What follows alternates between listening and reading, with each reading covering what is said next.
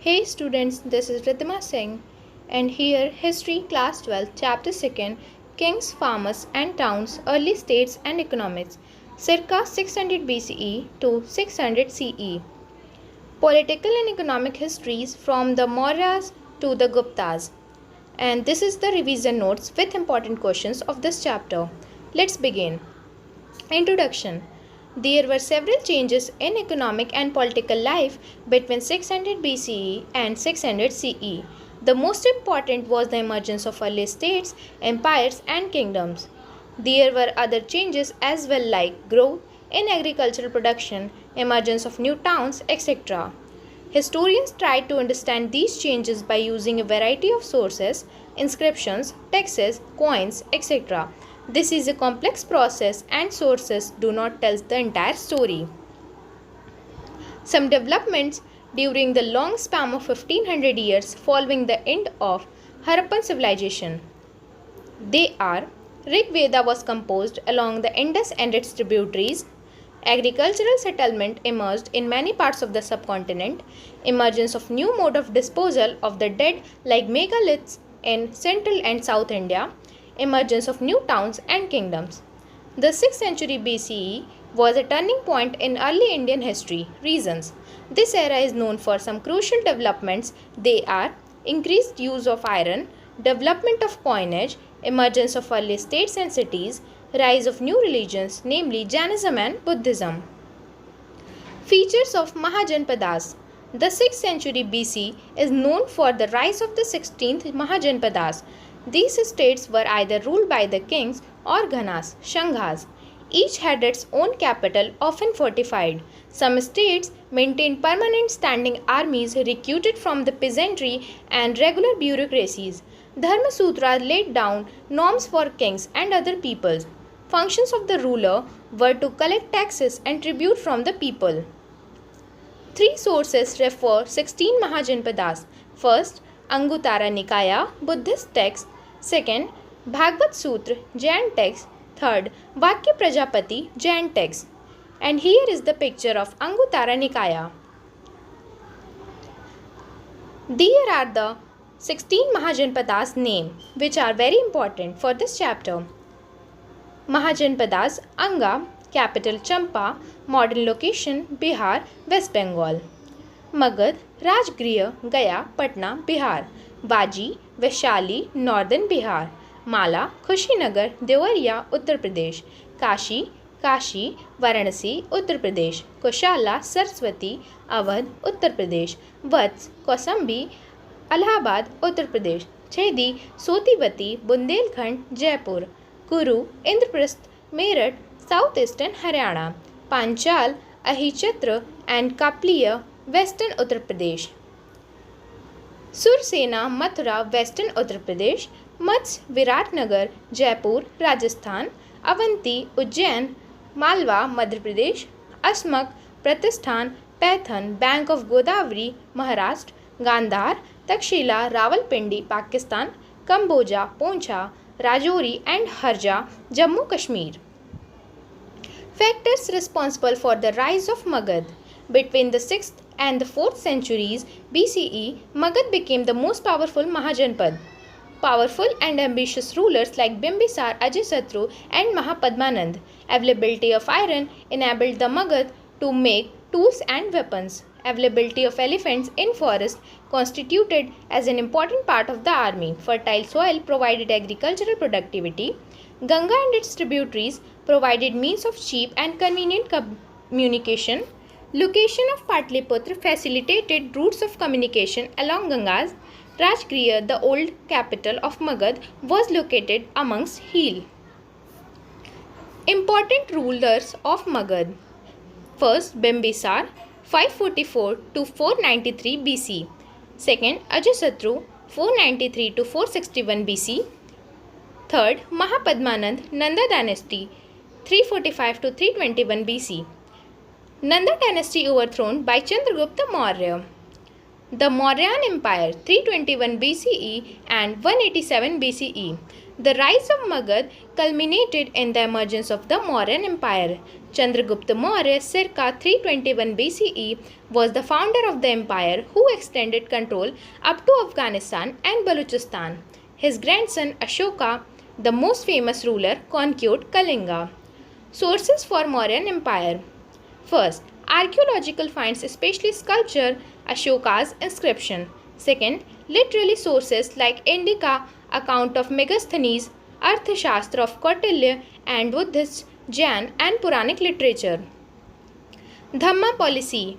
Dhamma is a Prakrit word, means dharma in Sanskrit. This policy was adopted by Emperor Ashok. It was a moral and ethical code. He used the inscription to proclaim his principles of Dhamma. This included respect to elders, generosity towards Brahmas and other sects, kindness to slaves and servants, religious tolerance toward the other religion, practicing ahimsa, non-violence, following truthfulness, morality and purity. Features of Mauryan administration. The Mauryan king was the center of great administrative system. He enjoyed absolute power. The vast empire was divided into number of provinces. The Mauryans had a strong standing army. First, 5 major political centers. There were 5 major political centers: Patliputra, Takshila, Ujjaini, Toshali and Swarnagiri, to administer the vast empire. These centers were situated on the important long-distance trade route. Communication along the both land and riverine route was vital for the existence of the empire. Second, role of the subcommittees. Megasthenes mentioned a committee with 6 subcommittees was organized for coordinating military activity. They looked after the navy, transport, infantry, cavalry, chariots and elephants. The second committee was to arrange bullock cart to carry equipments, procure food for the soldiers and fodders for the animals, and recruit servants and artisans to look after the soldiers. Third, measures of Ashoka to hold his empire.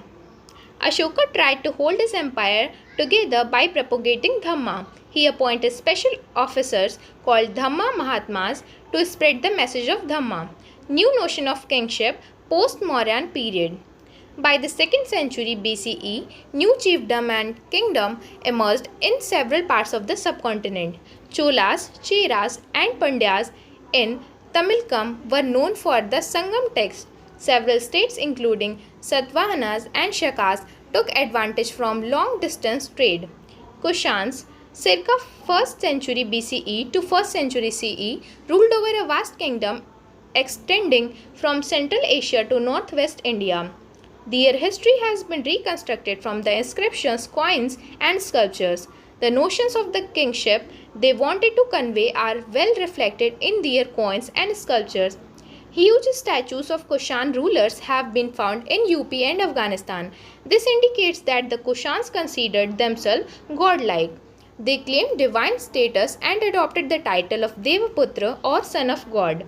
History of the Guptas, 4th century CE, has been reconstructed from the literatures, coins and inscriptions including Prasatis, for example, Pragya Prasasti, Allahabad pillar inscription composed by the Harisena, the court poet of Samudragupta. What did the subject think about their rulers? Historians have tried to understand this by examining stories contained in Jatakas written in Pali and Panchatantra. The Jataka story indicates the strained relationship between the kings and subjects. Kings demanded high taxes and peasants opposed to do this. Strategies for increasing agricultural production: use of iron-tipped plugshare, introduction of transplantation of paddy, irrigation through wells, tanks and canals, hoe agriculture in semi-arid parts of Punjab, Rajasthan and hilly tracts in northeastern and central parts. Differences in rural society. With the increase in production, differences arose among the people engaged in agriculture. Buddhist tradition refers to the landless agricultural laborers, small peasants, and large landlords. Landlords and the head of the village were more powerful and had control over farmers. Sangam texts mention large landowners or the Velilers, plugmans or ojavars and the slaves or Adivasi. Thus, differences in rural society were based on the control over land, labor, and technologies. Land grants and new ruler elites. Land grants by the kings were recorded in inscriptions. Most of the records are generally about the grants to religious institutions or to Brahmins. Prabhavati Gupta, daughter of Chandragupta II, was married into a family of Vakatakas in Deccan. According to the Sanskrit legal text, women were not supposed to have access to land, but inscription indicates that Prabhavati had access to land. The inscription gives us an idea about the ruler people, Brahmins, peasants, and others. There were regional variations in the size of land donated. Land grants were made to extend agriculture to new area or to win allies by making grant of land. Land grants provided an insight into the relationship between the peasants and the state. However, groups of such as pastoralists, fisherfolk, hunter-gatherers, sedentary artisans, and shifting cultivators did not keep detailed records of their lives and transactions. Towns and trades. From circa 6th century BCE, urban centers emerged in different parts of the subcontinent. Majority of the towns such as Patliputra, Ujjaini, Pohar, Mathura, etc. were located along the riverine or the land routes. Voting inscriptions give us an idea about the town people.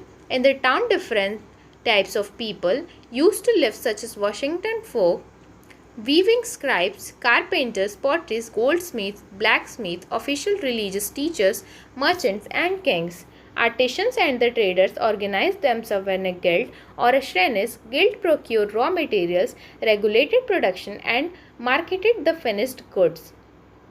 Trade was not confined within the subcontinent but extended to East and North Africa and West Asia and to Southeast Asia and China. India used to export spices, fine pearls, ivory, silk, cloth, medical plants, etc. Coins and kings, numismatic of 6th century BCE onwards. Exchanges were facilitated by the introduction of coinage. Punch-marked coins made of silver and copper were amongst the earliest to be minted and used. Coins were issued by the kings, merchants, bankers, and town people. The first coins bearing the names and images of rulers were issued by the Indo-Greeks. The first coins were issued in 1st century CE by the Kushans. Hordes of the Roman coins have been found in South India. This indicates that there was a close connection between the South India and Roman Empire. Coins were also issued by the tribal republics. For example, Yaudhyas of Punjab and Haryana, 1st century CE, issued thousands of copper coins. The Guptas also issued gold coins. These were remarkable for their purity. These coins facilitated long-distance transactions. From circa 6th century onwards, find of gold coins are fewer. Historians divide on these issues. Some suggest that there was an economic crisis following the collapse of Western Roman Empire. Decline of long-distance trade affected the prosperity of the states, communities, and the regions. Other argues that new towns and networks of the trade began to emerge around this time, though finds of coins are fewer. Decipherment of Inscriptions. James Prinsep, an officer in the mint of the English East India Company, was able to decipher Ashokan Brahmi in 1838. The coins of the Indo-Greek kings contained the names of the king written in Greek and the Kharoshthi script. The European scholars compared the letters in both scripts. For example, the symbol for A could be found in both scripts for the writing names such as Apollodotus. Historical evidence from inscriptions. Interpretation of inscriptions by historians. It is found that the name of Ashoka is not mentioned in inscriptions. Instead, the king is referred to as Devanampiya, beloved of gods, and Piyadasi, pleasant to behold. There were a few inscriptions which also refers to a king as Ashoka. These inscriptions are also containing such titles. By examining the content, style, language, and paleography of these inscriptions, epigraphists have come to conclusion that they were issued by the same rulers. Limitations of the inscriptional evidences. Letters may be very faintly engraved. Inscriptions may be damaged or letter missing. It is not sure about the exact meaning of the words. Inscription may not have lasted the ravages of time. Thus, what is available at present is simply a fraction of what was written. Inscriptions may not provide a complete idea about political and the economic history. Inscriptions are written from the point of view of the person who commissioned them. So, the routine agricultural practices may not be recorded in the inscriptions. These are the important questions of the chapter. Question first. Why is the 6th century BCE often regarded as a major turning point in the early Indian history? Question second. How did Magad become the most powerful Mahajanapad between the 6th and the 4th century BCE? Give 2 reasons. Question number third. Mention any 2 features of the administrative system of the Mauryan Empire. Question number fourth. Critically examine the limitations of the inscriptional evidences in understanding political and economic history of India. Question number 5. Historians have used a variety of sources to reconstruct the history of Mauryan Empire. State any 4 such sources. Question number 6. Explain the system of the land grants and trade from 600 BCE to 600 CE. Question number 7. Explain the agricultural practices followed by the cultivators to increase productivity from circa 600 BCE to 600 CE.